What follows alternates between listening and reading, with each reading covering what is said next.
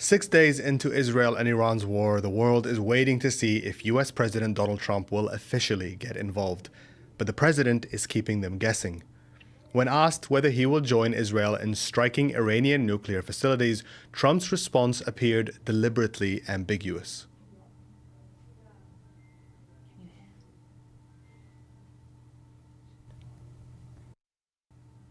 I may do it, I may not do it. I mean, nobody knows what I'm going to do. I can tell you this, that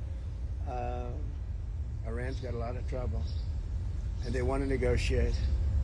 And I said, why didn't you negotiate with me before? All this death and destruction, why didn't you negotiate? I said to people, why didn't you negotiate with me 2 weeks ago? You could have done fine. You would have had a country. It's very sad to watch this. Despite calling the conflict sad, the president laughed during reporters' questioning and insisted that no one knows what he will do. He's also repeatedly said his main stance is that Iran should not have nuclear weapons and accused Iran of dragging on nuclear negotiations, despite being the one to tear up an existing deal with Iran in 2018 during his first term as president. He has reportedly approved a plan to attack Iran but not yet decided to initiate it. European foreign ministers are set to hold emergency nuclear talks with Iran's foreign minister on Friday in Geneva in a bid to de-escalate the fighting through diplomacy. Meanwhile, the UK's Attorney General has warned against UK military involvement and questioned the legality of Israel's attacks on Iran. But British Prime Minister Keir Starmer, who is also a former human rights lawyer, sidestepped questioning about the legality of Israel's actions. Its actions in Iran is acting within international law. Well, look, it's a fast-moving situation. I've been absolutely clear that we're against the Iranian nuclear program, been absolutely clear that Israel has the right to self-defense, and I discussed the security and safety of Israel when I spoke to Prime Minister Netanyahu just the other day. But no one knows better. But I've been clear, my absolute focus has always been and remains that we have to de-escalate the situation. And that this has to be done by negotiation. Sticking up two fingers to that in everything he's said since he left the room. I don't accept that. I'm not going to stand here and look at interpretations of other people's words. But the whole world seems to be on edge about this. I know from being in the room with him as we discussed it what is absolutely clear from the G7 statement. But on the legality issue, on Israel's actions and potentially America's, if you're wrong and they follow in and join in, you think that Israel is under actual or imminent threat from Iran? Well, otherwise you presumably would say they weren't acting. This is a inside international law, complicated situation. I'm absolutely clear in my mind that we need to de-escalate, and that's what I'm absolutely focused on. But are they within international law? As I've been in all the discussions here, in all of my comments it's reasonable about to ask this, you that, and is there in the G7. It's reasonable to ask you. You were an opponent of the Iraq War, 2003. You wrote about it very powerfully, saying that just because some other country might be an unspecified type of threat in the future doesn't give you the right to attack them. Well, in the middle of a fast-moving conflict, where my focus is on resolution, I'm afraid my focus is going to remain on de-escalation of the situation.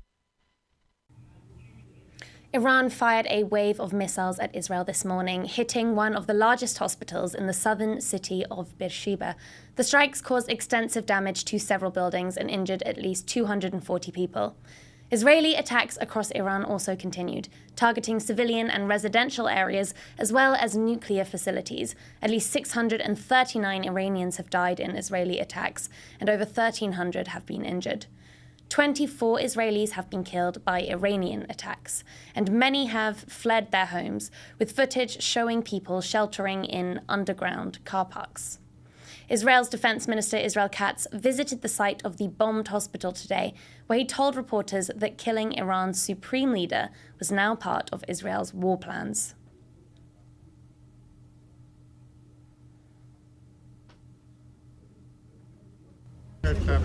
אני רוצה לומר שדיקטטור כמו חמינאי שעומד בראש מדינה כמו איראן וחרת על דגלו את השמדת מדינת ישראל, את המטרה הנוראית הזאת של השמדת ישראל, הוא לא יכול להמשיך ולהתקיים. In Gaza, Israeli forces continue to attack and kill Palestinians seeking aid at distribution sites. This morning, civil defense teams retrieved the bodies of 15 Palestinians killed while queuing for aid in northwest Gaza. The death toll outside aid distribution points has reached close to 400 in just the last month. Meanwhile, in Jerusalem, in the shadow of war on Iran, Israeli authorities have completely blocked entry to Al-Aqsa Mosque over the past week. Restrictions were partially lifted this morning, but Israeli police continue limiting who can enter the grounds. Some Palestinians fear Israel is using the crisis to change the status quo of the holy site. Israeli forces have also been conducting raids and demolitions across the occupied West Bank, wounding several Palestinians since dawn. On Wednesday, a member of the Irish rap group Kneecap was granted bail on a UK terror charge over raising a Hezbollah flag at a concert. Liam O'Hanna, also known by his stage name Mokara, appeared before Westminster Magistrates Court after being charged in May. Under UK law, Hezbollah is a proscribed terrorist organisation, meaning expressing support for the group is illegal. Hundreds gathered outside the court in central London to demonstrate in support of the rapper. Kneecap have said they deny this offence and pledge to vehemently defend their member. This is political policing, they said on Instagram. This is a carnival of distraction. We are not the story. Genocide is.